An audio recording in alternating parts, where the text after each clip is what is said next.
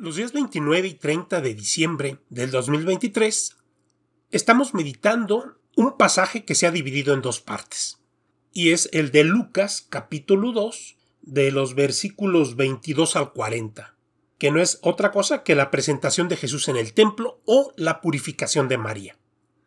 Vamos a escuchar este pasaje y lo podemos comentar. Cuando se cumplieron los días de la purificación prescrita por la ley de Moisés, llevaron al niño a Jerusalén para presentarlo al Señor, como prescribe la ley del Señor. Todo primogénito varón será consagrado al Señor. Ofrecieron también en sacrificio, como dice la ley del Señor, un par de palomas o 2 pichones. Había en Jerusalén un hombre llamado Simeón, hombre justo y piadoso, que esperaba el consuelo de Israel. El Espíritu Santo estaba en él y le había revelado que no moriría antes de ver al Mesías enviado por el Señor. Vino, pues, al templo, movido por el Espíritu, y cuando sus padres entraban con el niño Jesús para cumplir lo que mandaba la ley, Simeón lo tomó en sus brazos y bendijo a Dios, diciendo: Ahora, Señor, según tu promesa, puedes dejar que tu siervo muera en paz. Mis ojos han visto a tu Salvador, a quien has presentado ante todos los pueblos, como luz para iluminar a las naciones y gloria de tu pueblo Israel. Su padre y su madre estaban admirados de las cosas que se decían de él. Simeón los bendijo y dijo a María, su madre: Mira, este niño hará que muchos caigan o se levanten en Israel. Será signo de contradicción. Y a ti misma una espada te atravesará el corazón. Así quedarán al descubierto las intenciones de muchos. Había también una profetisa, Ana, hija de Fanuel de la tribu de Aser, que era muy anciana. Había estado casada 7 años, siendo aún muy joven, y después había permanecido viuda hasta los 84 años. No se apartaba del templo, dando culto al Señor día y noche con ayunos y oraciones. Se presentó en aquel momento y se puso a dar gloria a Dios y a hablar del niño a todos los que esperaban la liberación de Jerusalén. Cuando cumplieron todas las cosas prescritas por la ley del Señor, regresaron a Galilea, a su ciudad Nazaret.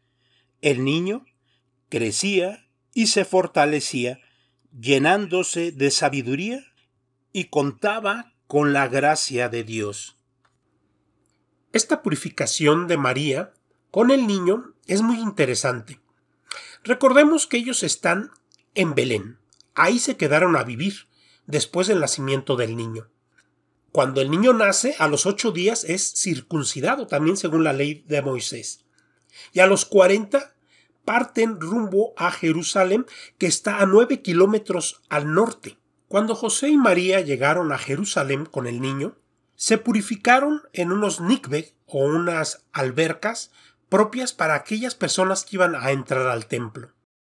Posteriormente la gente subía al gran atrio del templo para poder entrar a lo que es una sección más privada, donde solamente entraban los judíos, que se le llamaba el patio de las mujeres o el atrio de las mujeres, porque hasta ese lugar podían entrar todas las mujeres judías.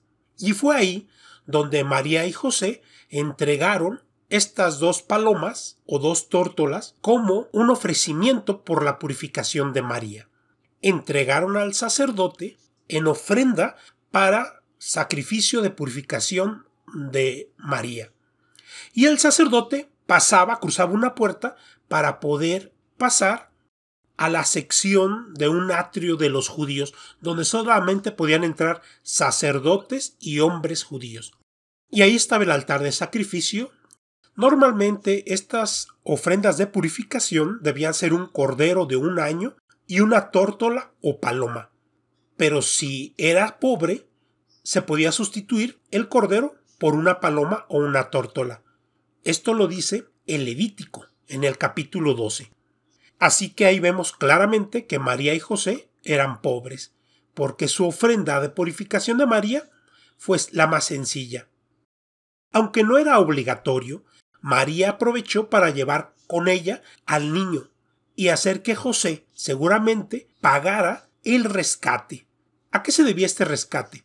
Era un rescate de 5 siclos de plata que se tenían como una tradición en Israel. Era para rescatar al primogénito de cada familia. Después de esta pequeña escena, Lucas nos presenta a 2 personajes. Son 2 profetas. Uno es Simeón y la otra es Ana. En ellos vamos a encontrar un gran mensaje. Muy al estilo de Lucas, nos habla que Simeón era una persona justa y piadosa que estaba esperando que se manifestara en Israel al Mesías prometido por Dios desde el Antiguo Testamento.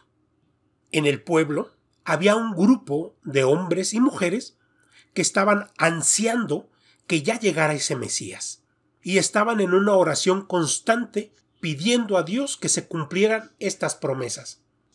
Y nos dice Lucas que este Simeón era uno de ellos, que esperaba constantemente que se manifestara en Israel el Mesías. Pero fíjense las características que nos da Lucas. Dice, Simeón estaba lleno del Espíritu Santo. En el versículo 26 nos dice, el Espíritu Santo le había revelado que no moriría hasta no haber visto al Mesías. Y después el mismo Espíritu Santo lo movió para que fuera al templo a descubrir al niño. Ahí vemos 3 momentos donde el Espíritu Santo actúa sobre una persona. Posteriormente, Simeón desarrolla un cántico. Está anunciando Simeón que este niño será luz para todos los pueblos, no solamente para Israel. Hay una promesa de universalidad muy propia de Lucas. Y después Simeón le hace una profecía a María, y es de que una espada va a atravesar su corazón. Ahí está anunciando que María pues va a sufrir, va a ser corredentora junto con Jesús en este plan de salvación para todo el mundo. Después el texto nos habla de Ana, de la que nos dice que es una profetisa, que es una anciana, igual que Simeón, que ha pasado toda su vida en el templo entre ayunos y oraciones. Y ahí Ana, al descubrir al niño, comenzó a alabar a Dios y a hablar del niño a todos los que esperaban la redención de Jerusalén. Aquí Ana, más que hacer un anuncio a José y a María, es un anuncio a todos los que están en ese momento en el templo. ¿Qué enseñanzas nos da este texto de Lucas? Bueno, 1. María, que es la Inmaculada, la siempre pura y virgen, se va a purificar en un acto de humildad. Ella no lo necesitaba, pero ella quería cumplir con la ley, hacerse una con todas las demás mujeres de su pueblo y del universo. Aquí nos enseña a ella a ser humildes, a trabajar por los otros, a acompañar a los otros, aunque a veces nosotros no lo necesitemos. Por otro lado tenemos a Simeón, un hombre anciano que esperando su muerte, todavía en él brilla la esperanza. ¿Qué nos enseña Simeón? Pues que la esperanza no está en esta vida. La esperanza está en una salvación, en lo trascendente, y no quedarnos en las cuestiones mundanas del mundo. Y por último, Ana, la profetisa, que cuando descubra a este niño, así como nos ha nacido, podamos anunciarlo al mundo.